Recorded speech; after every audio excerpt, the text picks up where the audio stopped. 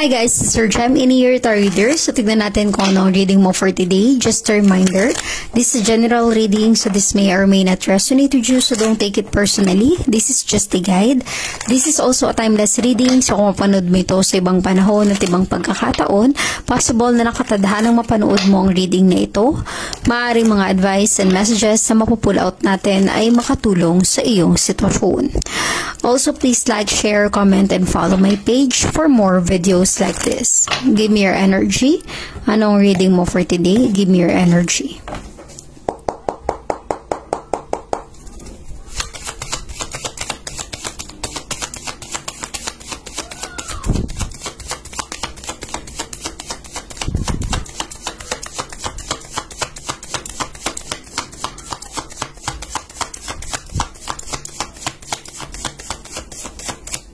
Give me your energy. Anong reading mo for today? Give me your energy. Okay. You have here the Three of Wands, a 4 sign. Possible na ikaw ay 4 sign energy, Aries, Leo, Sagittarius, or posibleng connected ka with a 4 sign energy.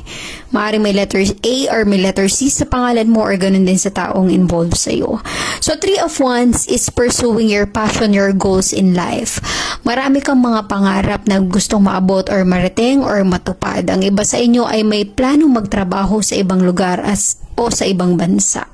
This is something na you really want to take risk, diba? Ayaw mong sayangin yung pagkakataon.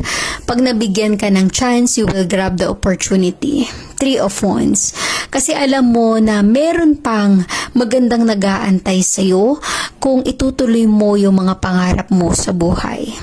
Kaya yung iba, kahit ano pa yung pinagdaanan sa buhay mo, kahit ano pang napagdaanan sa sitwasyon, hindi nawawalan ng pag-asa that someday, makakamit mo rin yung ninanais mo.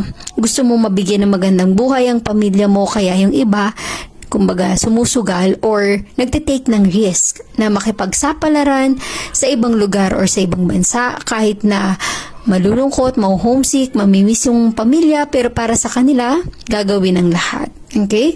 This is an energy of exploring new things in life to elevate your situation. Kumbaga, you are taking risk para may ahon sa kahirapan yung mga mahal mo sa buhay.